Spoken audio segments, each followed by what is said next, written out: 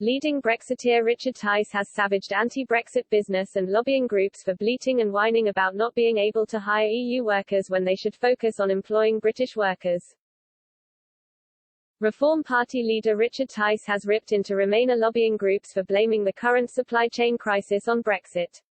Speaking on GB News, the former Brexit Party MEP backed calls from Business Secretary Kwasi Kwarteng that businesses should prioritise hiring UK-based workers.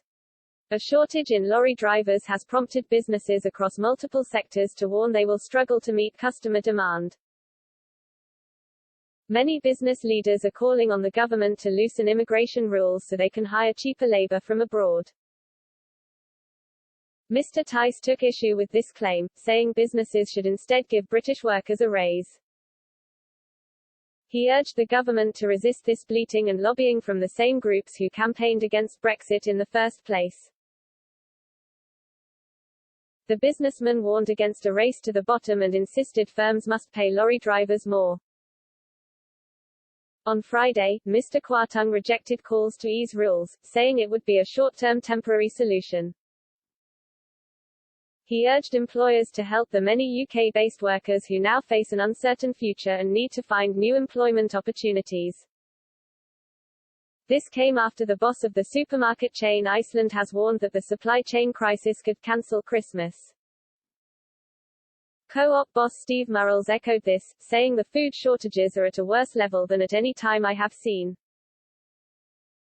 Nando's, McDonald's, and KFC are among the companies that have reported shortages as a consequence in recent weeks.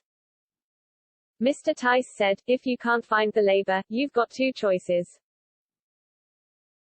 You either pay more or you invest in capital equipment to replace the labor.